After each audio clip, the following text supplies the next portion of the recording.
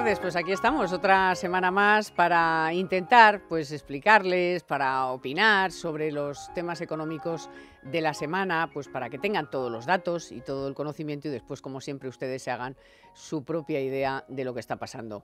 Obviamente tenemos que empezar por Cataluña y solamente esta semana por una razón sobre todo, porque han salido los datos del paro registrado y otra vez por segundo mes consecutivo Cataluña ha sido la que peor dato ha registrado de todas las comunidades autónomas. Y esto pues ya empieza a ser alarmante. Es más, hay algunas patronales, como por ejemplo la del turismo, que ya avisa que diciembre va a ser malo, que prevén una caída del 8% del empleo en los comienzos del año 2018. O sea que esto ni mucho menos ha terminado, que ya quisiéramos, ni las elecciones de momento van a ser aquí el bálsamo de Fierabras, que lo va a solucionar todo, no. El turismo sigue cayendo, el alquiler de coches, o sea, hay datos muy significativos de que las cosas no van bien y no van a ir bien en los próximos meses. De hecho, se siguen yendo empresas y además del tamaño de Pirelli, por ejemplo, casi nada al aparato. Bueno, después vamos a tener aquí en el estudio a Borja Pascual, que ha escrito un libro muy a propósito para todos los que estamos sentados en esta mesa, que es La dura vida del autónomo y cómo, bueno, pues cómo conocer a fondo pues, las nuevas normas que nos han aprobado en el Congreso y de las que ha habido muchas dudas, porque parecía que nos íbamos a desgravar el oro y el moro y resulta que luego no es para tanto. Bueno, luego nos va a contar exactamente todas las medidas que se han aprobado nuevas y un poco pues por dónde podemos ir, qué podemos hacer y en fin, mejorarnos un poco la vida, que es muy complicado. Y luego también vamos a tener aquí al director general de Toshiba Aire Acondicionado y Calefacción, porque nos encanta que nos cuente, sobre todo ahora que ha empezado el frío, ahora sí, que nos cuente las ventajas de la bomba de calor, tanto para el bolsillito, que es muy importante, pero también para el interés general. Enseguida. Economía para todos con Carmen Tomás.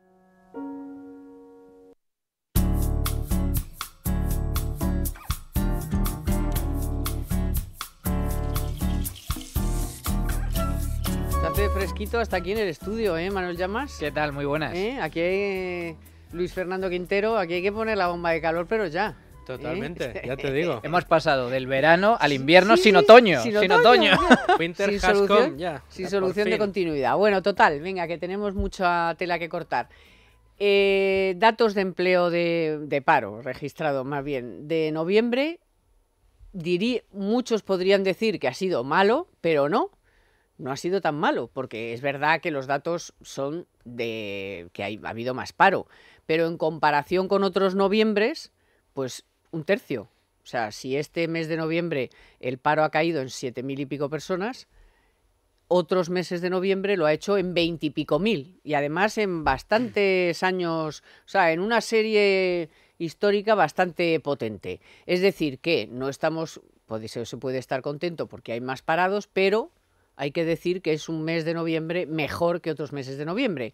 Pero lo que nos preocupa es que de nuevo Cataluña, por segundo mes consecutivo, pues ha sido una de las peores comunidades autónomas, donde más ha subido el paro y donde los datos siguen siendo malísimos. Además Manolo me corregirá, pero de manera atípica, porque sí que es verdad que hemos encontrado gente que decía, no, hombre, pero el dato en Baleares ha sido mucho peor que en Cataluña. Ya, pero es que Baleares está más sujeto a los términos estacionales, al fin de la temporada turística, al arranque de la navideña, pero es que Cataluña, Barcelona en concreto, es una de las ciudades que más ha tirado del empleo tradicionalmente, con Madrid. Es una ciudad dinámica, es una comunidad autónoma dinámica que atrae y genera empleo.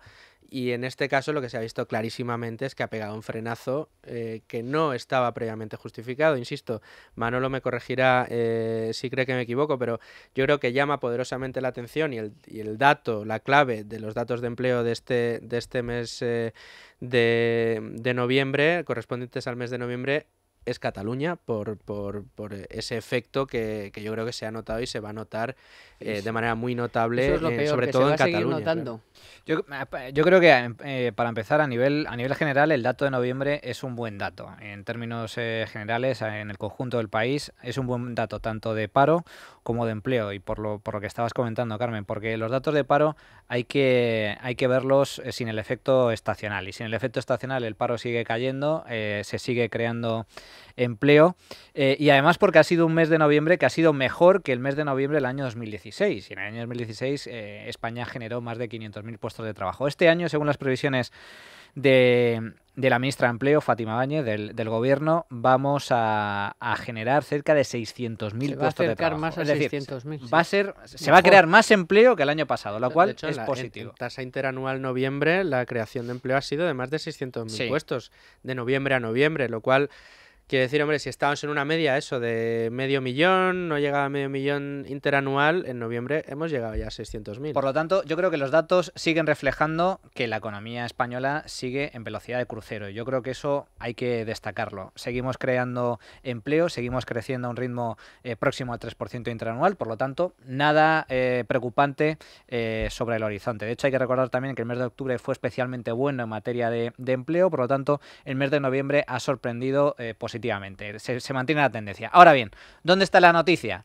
La noticia efectivamente está en Cataluña, porque aquí sí se ha producido un auténtico punto de inflexión. La tendencia es totalmente opuesta a la que venía registrando Cataluña en los últimos trimestres. Cataluña, hay que recordar que estaba liderando la creación de empleo en España y estaba a la cabeza del crecimiento económico. Era una de las autonomías que más crecía y que más puestos de trabajo generaba. Y todo esto se rompe en una fecha concreta, el 1 de octubre, el día que se celebra el referéndum ilegal en Cataluña. A partir de ese momento, todos esos indicadores se empiezan a dar la vuelta. ¿Y qué es lo primero que sucede? Bueno, pues el primer indicador visible es la fuga de empresas. El día posterior al referéndum comienzan a salir las grandes cotizadas y el resto de grandes empresas en desbandada. Efectivamente, durante los próximos días se acelera incluso ese éxodo. Y a partir de ahí, la incertidumbre jurídica, la inseguridad jurídica y la mala prensa, porque todo esto ha generado noticias de relieve a nivel nacional, pero cuidado, también a nivel internacional. Cataluña ha pasado a portada en los principales medios internacionales, y toda esta mala prensa, todo este ruido de fondo ha afectado también a las inversiones, es decir, empresas que tenían pensado trasladarse a Cataluña, que han paralizado sus proyectos de inversión a la espera de lo que suceda, y en un motor también importante para Cataluña, como es el caso del turismo. El caso del turismo también llama la atención porque son indicadores muy visibles. Comentabas algunos de los datos de la patronal turística. Para el año que viene. Para el año que viene. Cuidado. Pero yo te doy uno de ahora, de este puente. Es que este puente, Cataluña, está a la cola en ocupación hotelera de toda España. A la cola, junto con Murcia y con Galicia. Es decir, alucinante. Sí, esta semana los medios económicos recogían precisamente cómo el sector turístico para este puente en España, para este puente de la Constitución, ha registrado el 100% de ocupación en la mayoría de los puntos turísticos, salvo en Cataluña, donde no han llegado a ocupar por completo y donde se manifiesta esa preocupación del sector porque ya no solo que se empezó a atacar al turista, si recordáis justo antes de que empezara todo lo del tema del 1 de octubre en Cataluña, los titulares era la turismofobia y ese ataque directamente al turista con pintadas, con ataques y scratches en las calles, etcétera. Pero es que no solo es el turismo, que el turismo es una de las, digamos, indicadores que primero se enciende más en una comunidad como la catalana, que vive en buena parte del turismo, sino es que la vivienda está cayendo. No solo la compra-venta de viviendas, se han dejado de comprar y se han puesto a la venta más viviendas en Cataluña, sino la vivienda de lujo ha caído de precio y el sector inmobiliario empieza a estar preocupado porque era un sector que, como en el resto de España, está empezando a remontar, sobre todo con la concesión de más hipotecas, y que en este momento en Cataluña pues preocupa mucho porque se ha frenado, ha habido un frenazo. Ya, lo que pasa es que estos datos que os traía yo de la patronal turística, claro, esto que estáis diciendo ahora del puente de diciembre y de los días de Navidad, la caída del empleo, o sea, se va a producir en los primeros compases del año 2018. Por eso alertan de que efectivamente a principios de 2018 va a haber una caída del empleo del 8,2% solo en Barcelona. Y luego hay otro dato que es muy significativo, que decías tú del impacto en el exterior, es que la caída de ocupación de turistas extranjeros, que ha sido del 8,1%, la caída, los visitantes franceses acumulan una caída del 26%. Luego, por supuesto, menos 12% alemanes, menos 12% británicos, pero el 26% de franceses. Es muy relevante porque Francia es uno de los principales emisores de turistas junto con británicos. Sería interesante también ver si se ha producido un frenazo también de turistas belgas, puesto que ahora que está Puigdemont en Bruselas. Esto no lo tengo, hombre. Está montando huelgas en medio de la ciudad y manifestaciones y tal. Creo que a los belgas esto no les va demasiado. Creo que incluso ha habido protestas por parte de los vecinos de Bruselas. Y eso que están acostumbrados a que vayan allí activistas del mundo entero, o sea que allí sí que van y... Bueno, y queda la sensación de que si se traen turistas se van a traer a la extrema derecha belga, o sea que tampoco es que sea una cosa muy... Pero bueno, sí que es... desde luego este tipo de datos hay que recordar que esto es, digamos, acumulativo, es decir, si la inseguridad y la incertidumbre jurídica se mantiene en Cataluña después del 21D y veremos cuál es la situación, puesto que desde luego las encuestas son muy ajustadas. En caso de que se mantenga la incertidumbre jurídica, esto se puede prolongar. Pero yo quiero recordar, esto se alarga. Quiero recordar simplemente el efecto Quebec. Yo cuando algunos hablan de la necesidad de que las empresas que se han ido a Cataluña vuelvan a Cataluña, no solo los nacionalistas, también Rajoy aboga porque vuelvan las empresas catalanas. Yo quiero recordar que eso va a ser muy difícil que se produzca, muy difícil que se produzca. Una vez que tomas la decisión... Además, no hay experiencia, o sea, la experiencia es que no. No, en el caso de Quebec se fueron, creo recordar, más de 700 empresas, debido también al tema del referéndum y la inseguridad que había sobre la salida o no de Quebec de Canadá, y no volvieron la inmensa mayoría. Y las que se están yendo del Reino Unido tampoco tiene ninguna pinta de que vayan a volver. Esto no es un chaleco reversible, esto no es que se nos han ido 3.000 empresas y que van a volver mañana, que se nos ha caído el empleo y que va a volver mañana, que se nos ha caído el sector inmobiliario y va a volver mañana, que el sector turístico se ha caído y va a volver mañana. No, señor, esto es una herida abierta que todavía ha de sangrar, que va a tardar muchísimo en cicatrizar y que es una herida, es un puñal que metes, es una pasta de diente que sale del tubo y que volver a meterlo es muy complicado. Y que el quebranto de la confianza que se ha generado en Cataluña va a durar mucho tiempo y hay muchas empresas que incluso pase lo que pase el día 21 ya se va a pensar muy mucho qué es lo que hacen en el futuro en Cataluña. Bueno, es más, algunas están planteando ya no la cosa de la sede social, la sede fiscal, no. Las plantas. Y las plantas. Bueno, eso, las plantas es el tercer estadio. Ya hay alguno que lo ha soltado, El tercer estadio es el de deslocalizar las plantas productivas, y eso ya son palabras mayores. Pero cuidado, cuando se van las empresas... ¿Qué pasa con los pensionistas? Y ya que el libre mercado esta semana... no me hace caso. No, simplemente cuando se van las empresas, se van por la inseguridad jurídica. Es que lo que ha habido en Cataluña no es simplemente un intento de secesión, porque, oye, de hecho el nacionalismo, ellos siguen defendiendo la independencia de Cataluña y lo pueden hacer democráticamente. El problema es que violaron las leyes. Siendo un gobierno legítimo, obviaron las leyes, las ignoraron, y prueba de ello es que algunos de estos responsables están en la cárcel acusados de delitos muy graves. Las nacionales y las suyas propias. Las suyas propias, porque todas. Es que dices el estatuto, pues también. Quebrantaron el Estado de Derecho, y eso es muy grave. Bueno, vamos con nuestros amigos de Estil a conocer el dato de la semana, que como siempre nos trae Manuel Llamas, y enseguida recibimos a Borja Pascual para hablar de los autónomos. Estil, tu aliado en el jardín, nos ofrece la cifra económica de la semana. 77.655 millones de euros. Este es el dinero que se han gastado los turistas extranjeros hasta octubre, lo que supone un aumento del 13% con respecto al mismo periodo de 2016. Cada turista foráneo gasta una media de 1.058 euros durante su estancia en España, un 3,5% más, a un ritmo de 138 euros al día. La duración media de los viajes es de 7,7 días y los turistas que más gastan son los nórdicos, con casi 1.180 euros por persona. Los principales países emisores fueron Reino Unido, Alemania y Francia, mientras que los destinos más habituales fueron por este orden Cataluña, Baleares y Canarias. Todos estos datos demuestran el excelente estado de salud de la industria turística, uno de los principales motores del crecimiento económico, y evidencian sobre todo la sinrazón de todos aquellos que pretenden acabar con esta fuente de riqueza y de empleo. Estil, tu aliado en el jardín, nos ha ofrecido la cifra económica de la semana. ¿Tienes lo que hay que tener? ¿A qué me refiero? A Estil, por supuesto. La más amplia gama de motosierras, desbrozadoras, hidrolimpiadoras, máquinas para cortar los setos, la leña, limpiar la terraza, quitar las malas hierbas. Encuentra tu tienda especialista del jardín en Stihl.es. Stihl, tu mejor aliado para un jardín perfecto.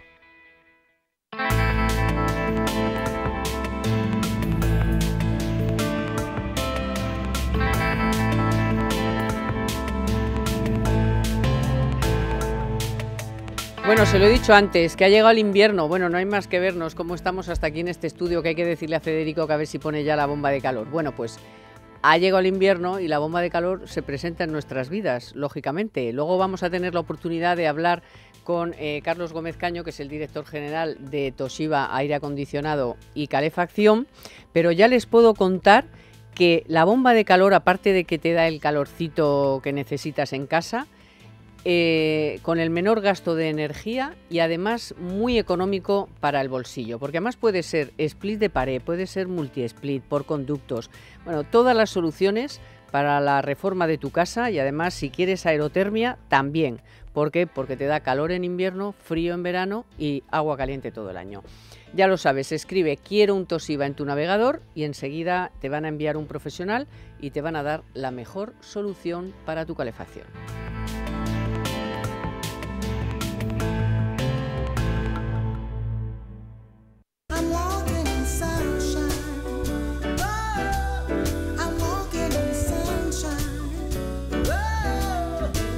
Bueno, Borja Pascual, ¿qué tal? Muy bien, muchas gracias. A mí esto de guía burros no me hace mucha gracia, ¿eh? Bueno, hay que decir que el guía burros al final es solo esa herramienta, ese palito con la zanahoria que ponemos pues para guiar, ¿no? No llamamos burro a nadie. Ah, bueno, vale. Bueno, está aquí con nosotros hoy Borja porque ha escrito esta guía para los autónomos, todo lo que debes saber como autónomo, y además, por supuesto, claro, está actualizado con la Ley de Reforma de Medidas Urgentes. Algunas, como saben, porque se lo hemos contado en este programa, ya han entrado en vigor y otras, la mayoría, lo hará a partir de enero. Ha habido bastante confusión con este asunto, ya no solo por cuándo unas entran y cuándo no, sino por los porcentajes, por lo que se ha ido contando y luego resulta que era de la misa a la media. Me parece generoso llamarlo confusión. Sí, bueno, pero es que yo soy muy elegante y muy... Más bien engaño. Soy muy elegante. Claramente. Y muy... Para decir eso ya os tengo a vosotros. En algunos temas, además, se ha visto claramente que la idea era no dejarlo confundir, claro. Sí. Confundir. Sí. Vale, por ejemplo, sí, todos estamos pensando en lo mismo, que es en los porcentajes que bueno, si trabajas en casa eso te fue puedes flagrante, desgravar ¿no? de los suministros. Sí. Vamos a aclararlo de una vez por todas. Sí, lo que han aprobado es un 30% de desgravación en los suministros habituales de la vivienda cuando esta afecta a la actividad. Pero realmente es el 30% del tanto por ciento afecto a la actividad. Esto quiere decir que si nosotros realizamos nuestra actividad en un despacho de nuestra casa, porque es muy difícil que lo hagamos en toda la casa, porque es donde vivimos, pues vamos a suponer que es un 20% de la casa, pues será el 20% del 30%. Entonces, todo eso que nos han vendido tan maravillosamente es un 6% de la factura. Fijaos, además... De todo, de la luz, todo. de la calefacción... Sí, pero bueno, la luz, la calefacción... Pero, ¿qué pasa con Internet? Cuando yo trabajo 14 horas en mi casa, utilizo Internet prácticamente 100% para mi tarea profesional. Sí, es que y no solo tenemos... el 6% me voy a poder deducir. Y bueno, es que nos han llegado a decir los diputados el 30% de la factura una y otra vez, según les preguntábamos, y luego cuando lees la ley... ya no es el 30%, se nos queda en un 6, en un 7, dependiendo del tanto por ciento de metros cuadrados que podamos afectar o sea, ¿de a la actividad. factura del teléfono?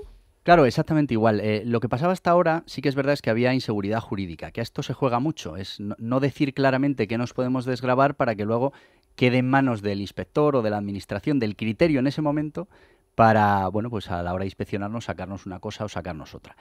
Con esto pretendían acabar con la inseguridad y han acabado, pero a la baja. Es decir, hasta ese momento, si tú tenías dos teléfonos móviles y podías demostrar que uno era personal y otro era profesional, pues te podías desgravar completamente el profesional. Igual pasaba con Internet, pero tenías que tener dos líneas en tu propia casa de Internet, una para tu uso profesional y otra personal. Ahora lo que te dicen es que directamente la que tienes en casa te la puedes desgravar, pero, oh sorpresa, el 6%. Que chicos, para desgravarte el 6% de las facturas habituales de la vivienda, pues casi mejor que lo hubiéramos dejado en nada. Bueno, porque hay que decir que esto que se ha aprobado y más cosas que deberían hacer por los autónomos, pues sería importante porque nada menos que somos 3.270.618 personas, que a su vez tienen algunos otro trabajador. Mira, en la crisis que estabais hablando antes, 1 de cada 4 empleos lo han creado los autónomos. Si ya metemos las pymes, ya estamos hablando prácticamente de 3 de cada 4. Con lo que al final los autónomos son el motor de la economía y se suponía, o eso decían en la ley, que era la motivación, era un poco agradecer a los autónomos su papel importante a la hora de sacar la economía de la crisis. Y realmente cuando vas analizando una por una cada medida, te das cuenta que... Porque hemos hablado de esta, pero hay otras medidas que también... A ver, pues cuéntanoslas. Hombre, pues por ejemplo, nos han vendido la cotización por día para los autónomos. Es totalmente falso. Seguimos cotizando por meses completos. Lo único es que 3 veces al año podemos darnos de alta y de baja, y entonces sí cuenta desde el día que nos demos de alta o de baja. Pero si un autónomo necesita trabajar al mes 10 días...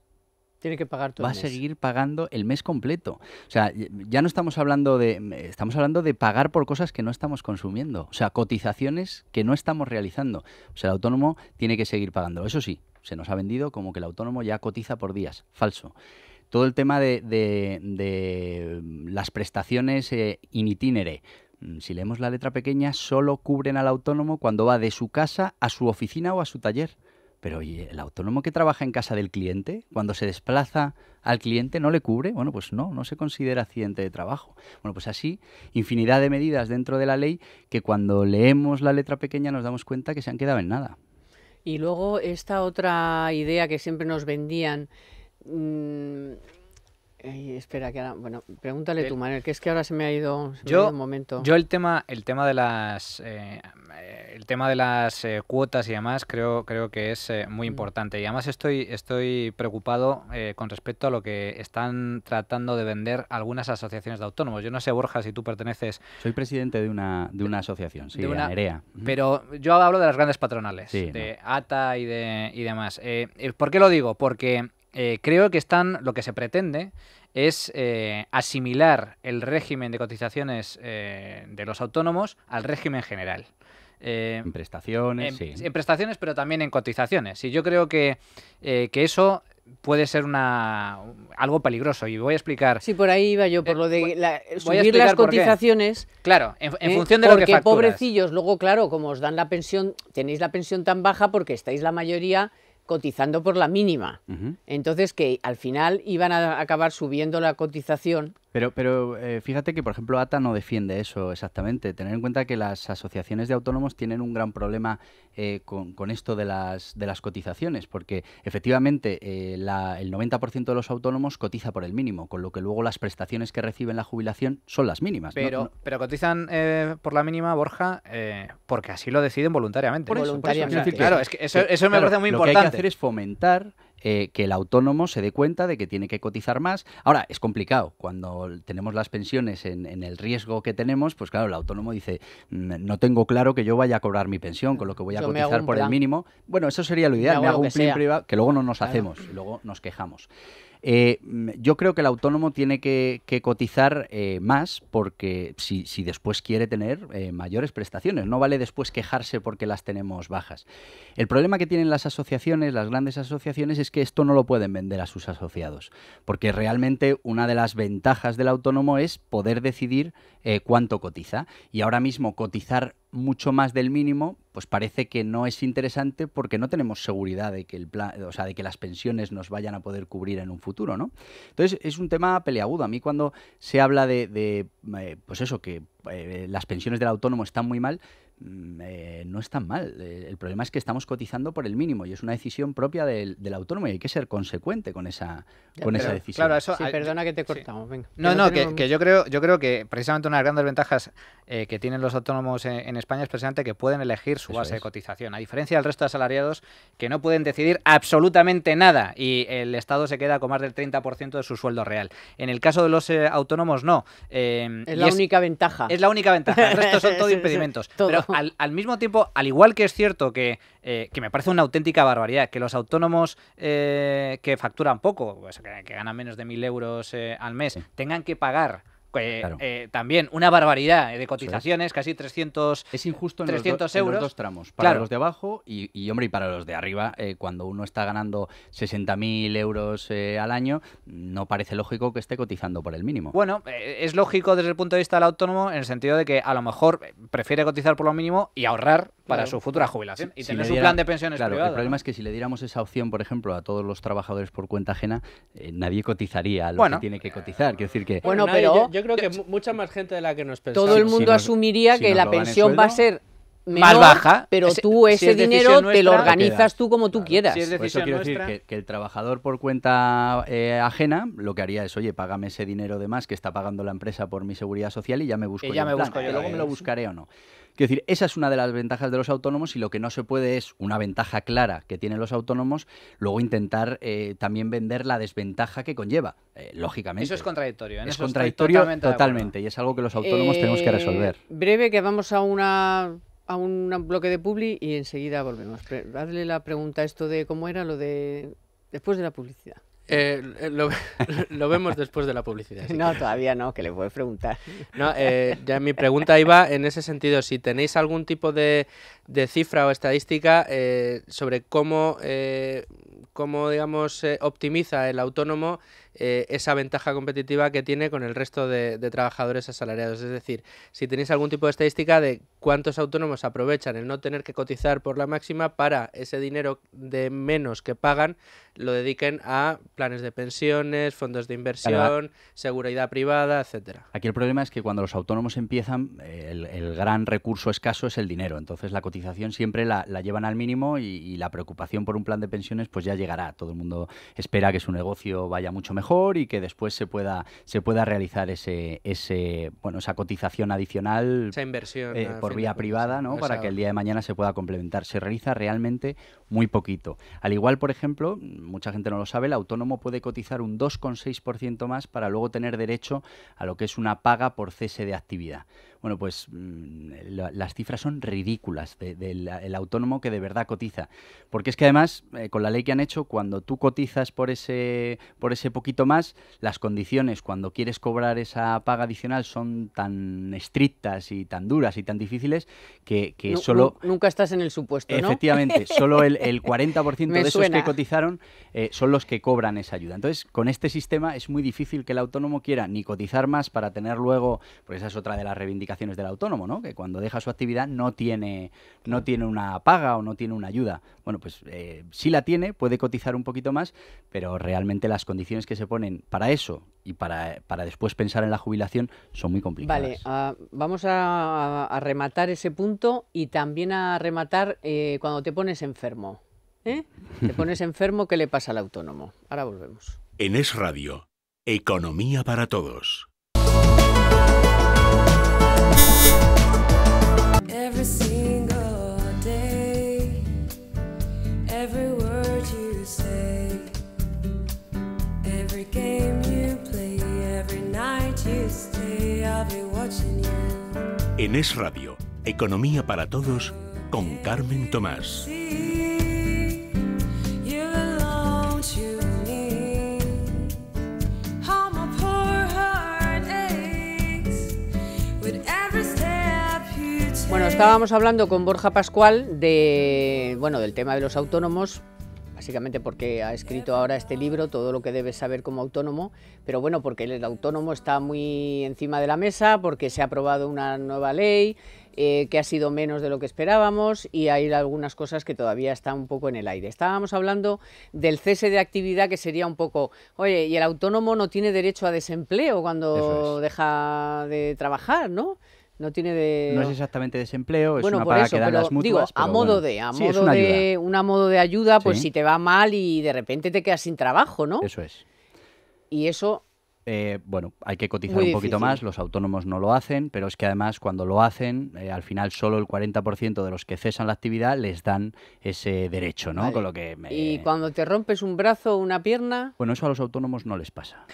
No enferman nunca. No enferman nunca. Y precisamente es por eso, porque realmente... sí enfermamos, pero vamos. Claro, porque tú tienes que yo seguir he ido hasta con el cotizando, brazo claro, escayolado, tienes que o sea seguir cotizando, al final tapado así. las mutuas funcionan como funcionan y bueno, pues por ejemplo en el tema también de las enfermedades, es cierto que hay una cotización adicional también para todo el tema de enfermedades profesionales. Y volvemos a lo mismo, menos en los sectores que es obligatorio, en el resto los autónomos no cotizan por ese además, porque realmente no le ven utilidad.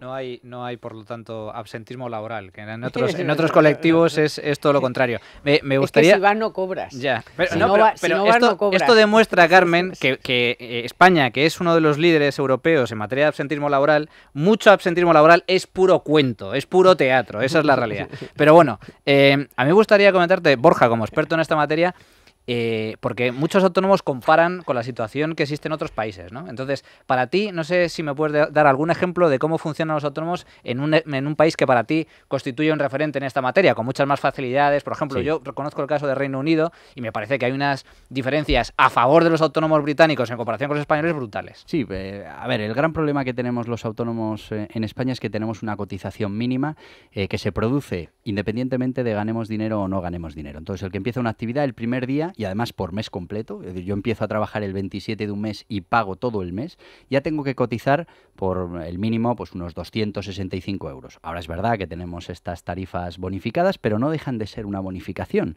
Es decir, por ley, nuestra cotización, independientemente de lo que facturemos, es esos 260 euros. Como decíamos antes, bueno, es una ventaja porque es una cotización mínima y cuando ganemos mucho más dinero puede seguir siendo la mínima, pero lo que hace es desincentivar el emprendimiento, porque el que quiere iniciarse en esa actividad resulta que desde el primer día va a tener que pagar la misma cuota que pagará cuando su negocio ya esté asentado. Eso en otros países lo han entendido y para las primeras facturaciones o no se cotiza o se cotizan 8 libras o bueno, cifras que bueno, son asumibles por un emprendedor. Es cierto que con esta tarifa plana que se sacó de los 50 euros, bueno, pues se ha facilitado un poco la labor esa de empezar nuestro negocio, pero realmente hay que revisarlo. Yo soy de la opinión de que hay que buscar una manera de, cuando alguien empieza con su actividad, que esa cuota a la seguridad social tienda a cero, después que haya una cotización mínima como la que tenemos y, ¿por qué no?, cuando ya estamos facturando cantidades muy superiores, pues la cotización mínima sea algo superior, aunque solo sea para cubrir a los que están empezando y bueno, pues que en el comienzo de la actividad tener que estar pagando todo ese dinero todos los meses sin facturar es duro y desincentiva, claro. Bueno, Borja Pascual, pues muchísimas gracias por acompañarnos. Todo lo que debes saber sobre el autónomo, Editatum. La editorial Editatum. Y además es baratísimo. Sí, No hay excusa, no hay excusa. 5,95 euros lo que es el libro. O sea Y aquí que- tienes toda la guía de todo lo que tienes que hacer relativo a impuestos, a desempleo, a jubilación, a maternidad, paternidad, la baja, todo. Efectivamente. Y hay que decir que a Federico Jiménez Santos le gustaría muchísimo porque trae la bandera de Ah, España, y además cosa con la que el Real bandera de Madrid todavía no ha España. puesto en la Muy bien equipación, que lo puesto, sí recuerda todos señor, los muy días. bien. Sí, porque además, claro, hablamos de autónomos en España. Muy bien, pues gracias, Borja, que vendas Muchísimas muchos gracias. libros, que de eso también se trata, oye. Muchas gracias. Gracias.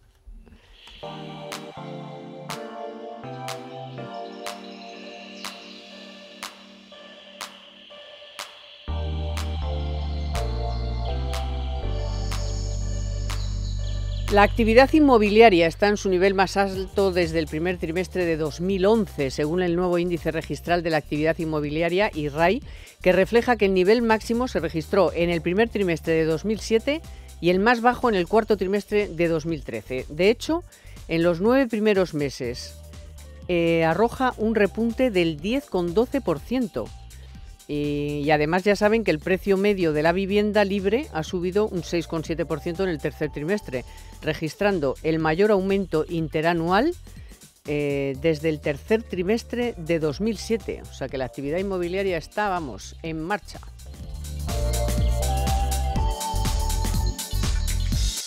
Víctor, ya veo que tu negocio marcha. Este mes tengo una liada. Si es que lo suyo es tener la solución antes del problema.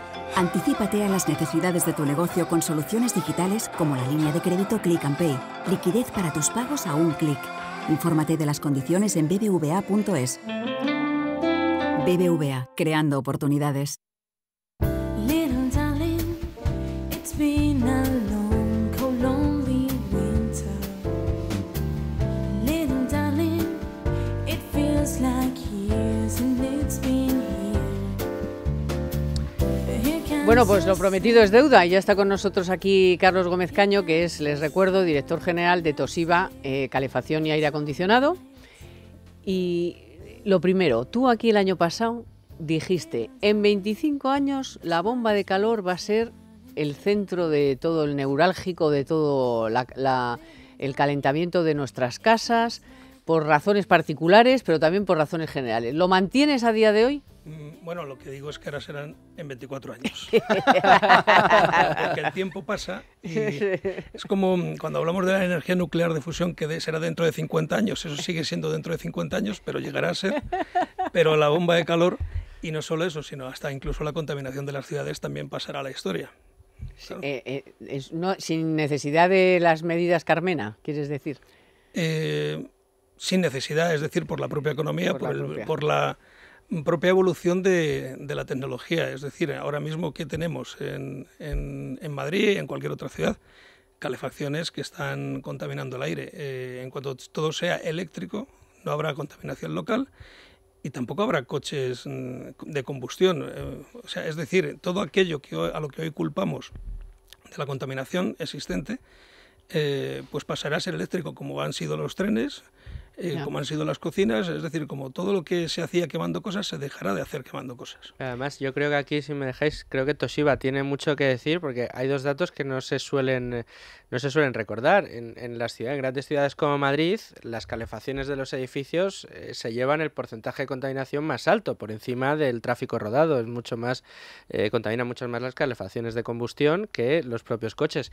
Y luego, en el plano tecnológico es cierto, y si miramos los índices de contaminación de hace 20 años, son infinitamente más altos de los que hay ahora, porque la tecnología también ha permitido que los niveles de contaminación bajen. Y aquí Toshiba, con su bomba de calor, con ese sistema que utilizan, que, bueno, me vas a corregir seguro, pero que a mí me recuerda un poco al del frigorífico, porque lo que hace es robar calor del ambiente y meterlo dentro de casa. Bueno, no y utiliza la combustión. el frío también, ¿no? Claro, que ya vamos aprendiendo.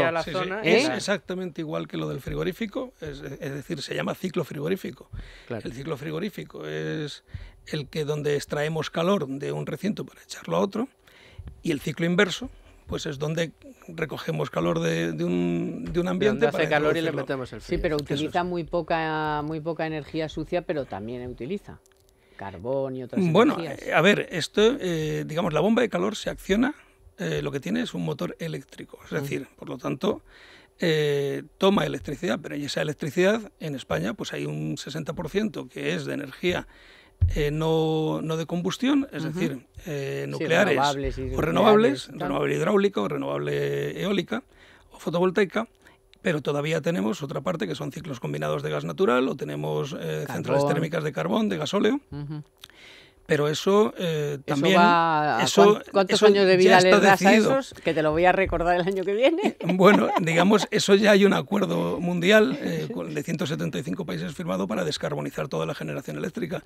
Hay países que en menos de 10 años ya lo tendrán, como Francia. 2020, ¿no? A ver, Manu. No, Iberdrola, el presidente de Iberdrola, Ignacio Galán, precisamente tiene ahora mismo un conflicto abierto con el ministro de Energía, precisamente porque Iberdrola quiere cerrar todas sus centrales térmicas en 2025 y el gobierno no lo deja. O sea, es curioso, ¿no? Carlos, mira, da la casualidad de que yo tengo que poner calefacción en mi casa. Muy bien. Entonces, es cierto. O sea, esto no está preparado, no está preparado. Da la casualidad de que tengo que poner calefacción en mi casa, en Galicia. Entonces, en la casa de mi familia. Entonces, la cuestión es, he estado consultando y me han dicho, pues, me han hablado muy bien de la bomba de calor. Entonces, yo quiero que me digas cuáles son las ventajas de la bomba de calor con respecto a otro tipo de calefacciones y demás, que sin embargo tiene mucho más eco. Es decir, la gente, no, pues yo quiero gas, yo quiero, incluso allí cuando son casas de campo y demás, están los depósitos de gasolina, de gasoil, calefacción de gasoil y demás. Pero también me han hablado muy bien de la bomba de calor. ¿Cuáles son las ventajas con respecto al resto? Bueno, como bien dices, tiene mucho más eco otros tipos de calefacciones desde el punto de vista residencial, pero desde el punto de vista de lo que son edificios de oficinas, hoteles, hospitales, eso ya todo, prácticamente todo son bomba de calor. ¿Qué diferencia hay con las viviendas? Ahí está el agua caliente, ¿verdad? Entonces, ¿qué ocurre? Las bombas de calor tienen una enorme eficiencia desde hace relativamente pocos años. Es decir, la bomba de calor es un vamos a decir, un invento, un ingenio, una mecánica que lleva bastantes decenas de años funcionando, pero sobre todo los rendimientos muy elevados para poder trabajar con agua caliente para que le sea rentable a una persona en su vivienda individual, digamos que eso es algo más reciente. Entonces, lo que sí es cierto es que hoy, aunque tú tengas que invertir por algo más al comprar una bomba de calor de aerotermia, si vamos al sistema más completo, que contra un sistema de calefacción, lo vas a amortizar porque contra el gas natural como mínimo te vas a ahorrar un 25%. Porque eso, ¿de qué diferencia estábamos hablando? Como mínimo un 25% contra el gas natural. Y hablo como mínimo. Pero la inversión primera... La inversión inicial, bueno, si comparamos manzanas con manzanas, es decir, lo que te da un equipo de aerotermia es refrigeración, calefacción y agua caliente. Eso no se puede comparar con nada, con lo cual no será, como no existe nada con qué comparar, pues no se puede decir si es más barato o más caro. Es. Ahora, incluso si no lo utilizáramos nada en refrigeración, aún así, aunque solo fuera sistema de calefacción, se amortizaría en unos años. Dependiendo, evidentemente, del grado de utilización. Evidentemente, si es una casa a la que solo vas 3 meses al año, pues no es lo mismo que si es una vivienda que estás utilizando de continuo en una zona más fría o en... agua caliente sí se usa todo el año, independientemente de dónde sea, y lo que sí puedo decir es que las promotoras inmobiliarias ahora mismo están ya instalando aerotermia de una forma muy acelerada, y puede ser lo mismo en la costa de Almería que en Galicia.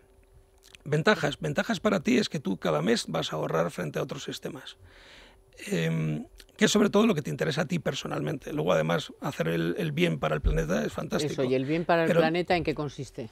Bueno, pues consiste en que no contaminas. No contaminas. Hace poco ha salido un informe de Lancet en el que dice que morimos 54 millones de personas al año. Yo no sabía ese dato. Pero también hablan de que la contaminación es la causante de las muertes de 9 millones de personas al año.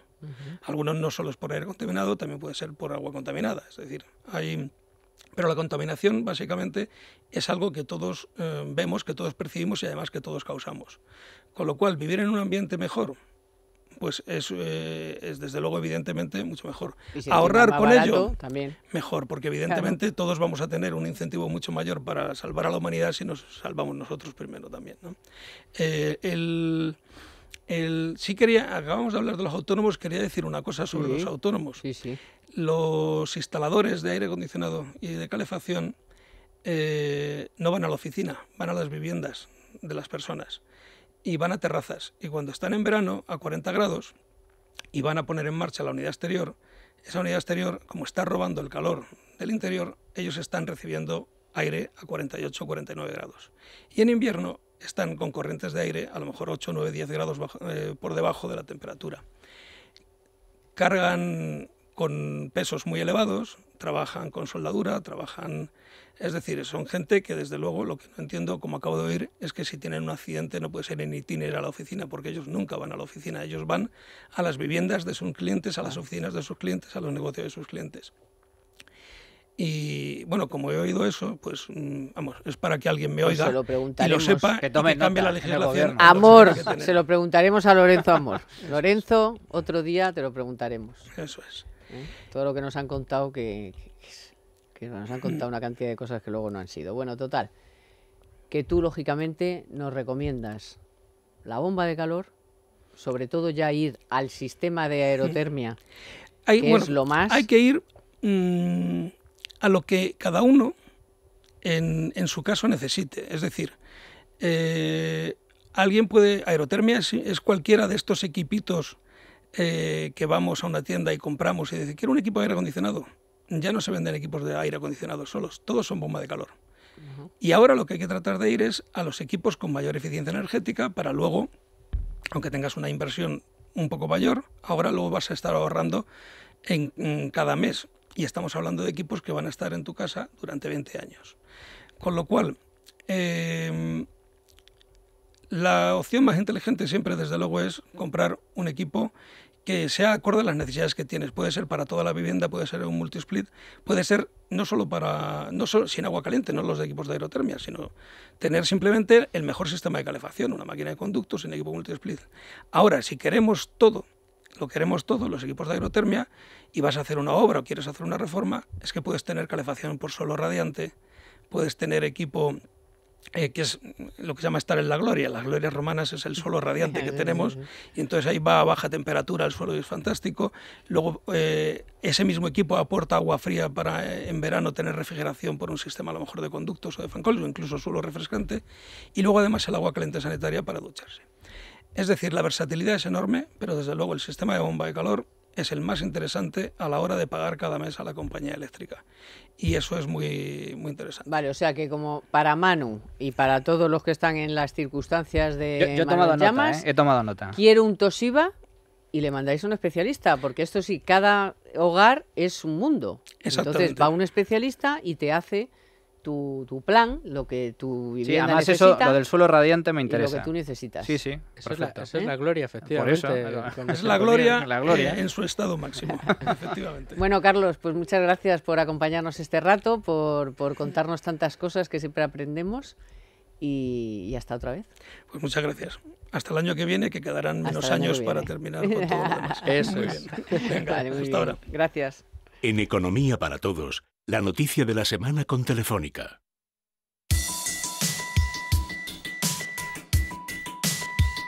Las actuaciones del Plan de Lucha contra el Fraude Laboral y a la Seguridad Social que el Gobierno puso en marcha en 2012 han permitido aflorar hasta el pasado mes de octubre 491.120 empleos, irregulares, claro, y 6.705 empresas ficticias, compañías sin actividad real que se crearon con el solo objetivo de facilitar el acceso indebido a prestaciones sociales. Fíjense, desde 2012 se ha fortalecido la inspección de trabajo con la incorporación de 845 nuevos inspectores y subinspectores y han tenido ese fruto, 491.120 empleos irregulares aflorados. En Economía para Todos, la noticia de la semana con Telefónica.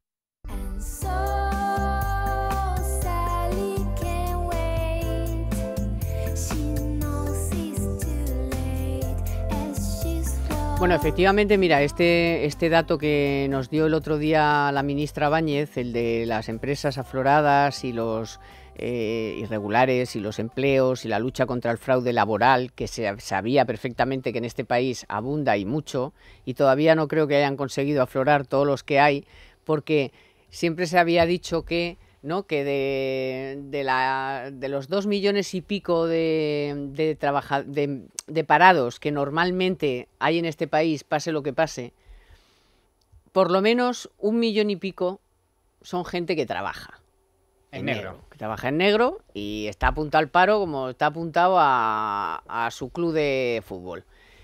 Y aquí se ve claramente, en cuanto trabajas un poco y pones los ojos encima del tinglao, te salen 500.000 empleos irregulares. Sí, es cierto. A ver, es cierto que las cifras de paro en España tienen ese problema. Es decir, hay que tener en cuenta también la economía sumergida en este país es más alta que la media comunitaria. Tampoco es... Tamames la cifraba en 1 millón siempre. Sí. Siempre dice que 1 millón de empleos son falsos. Y yo estoy... de paraos. Estoy de acuerdo. Es decir, las distintas estimaciones que hay al respecto, tanto de los expertos como estudios específicos llevados a cabo por las patronales, cifran en millón y medio el número de parados que realmente no están parados, que son trabajadores pero que están en la economía sumergida.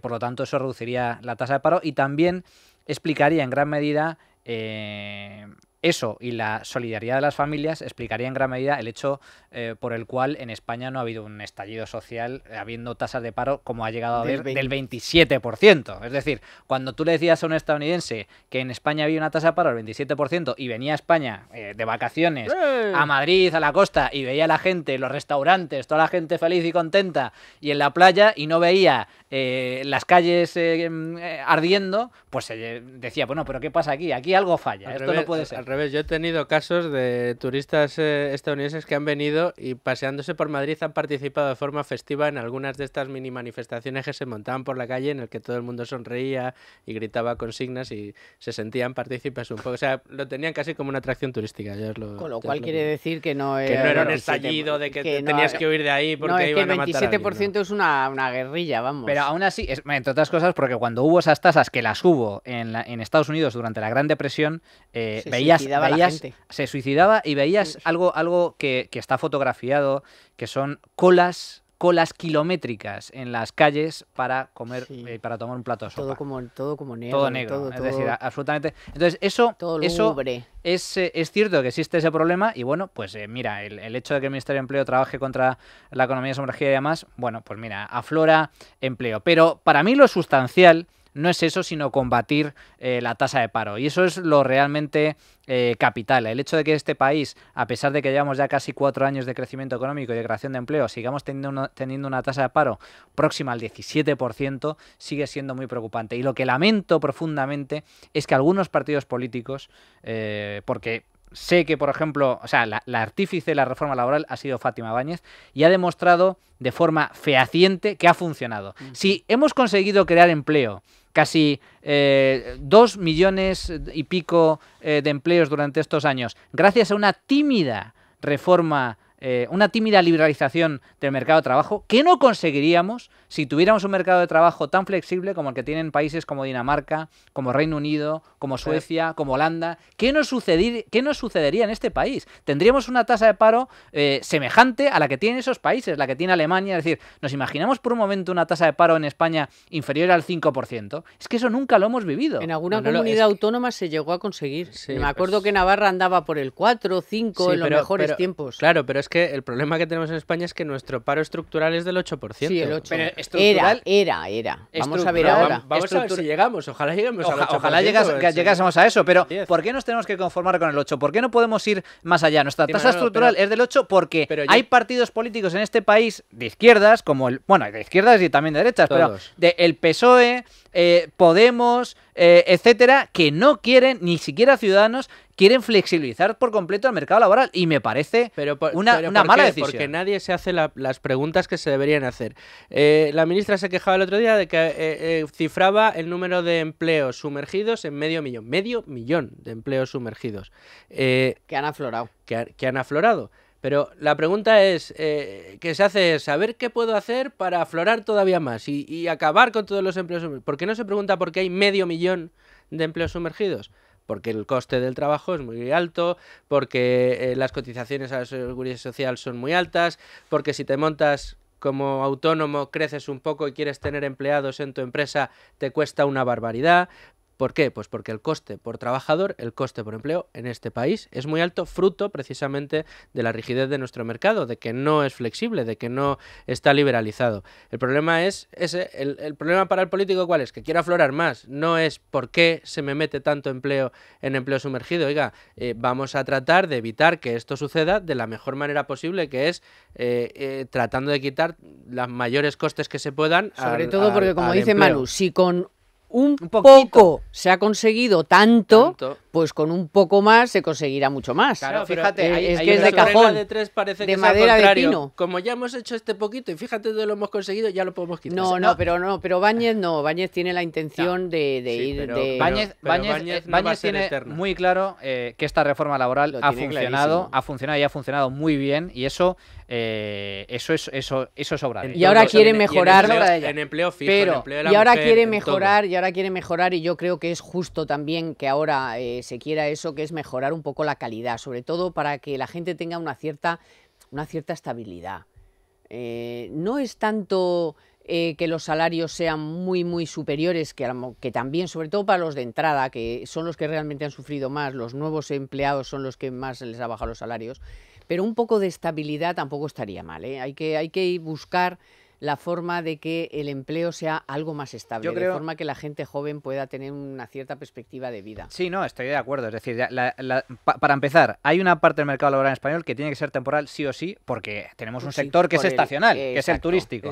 Por lo tanto, hay una que... Pero se está haciendo en otros sectores que no tienen por qué. Esa temporalidad es evidente. Ahora, sí existe un problema que es el de dualidad. Existe una dualidad en el mercado de trabajo que no debería ser así, que es una anomalía a nivel comunitario y que se solucionaría de forma muy sencilla. Como comentaba Luis Fernando, uno de los problemas es que cuando encareces la contratación y cuando encareces también el despido, estás encareciendo la contratación y por lo tanto estás entorpeciendo la creación de puestos de trabajo.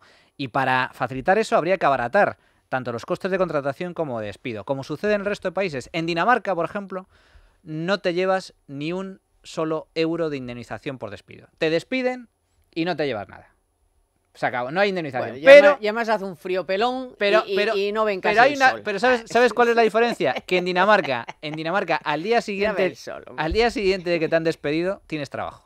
Esa es la gran diferencia. En España no. En España, una vez que te quedas sin empleo, es una tragedia. Lo de Dinamarca y encima en España, que ya es la repera. Hombre, o sea, sería, pues imagínate, entonces sí que seríamos la Silicon Valley de Europa. Si se consiguiera eso en España, tendríamos un nivel de actividad extraordinario. Tendríamos a media Europa queriendo venir a trabajar a España. Sí, tenemos el mejor clima de la Unión Europea. Si quieren venir ya y no se quieren ir, si los es que había muchos que quieren irse a Cataluña y se están pensando en venirse a Madrid, así que con los brazos abiertos. Bueno, Manu, muchas gracias. Hasta luego. Y un placer, Luis Carmen. Fer también. Hoy ha estado a los mandos, como siempre, ya Víctor San Román y en la producción Aya Pertusa. Les esperamos la próxima semana, porque aquí, madre mía, la cera que hay que cortar de aquí a todo el mes de diciembre. Venga, disfruten del finde. Economía para todos con Carmen Tomás.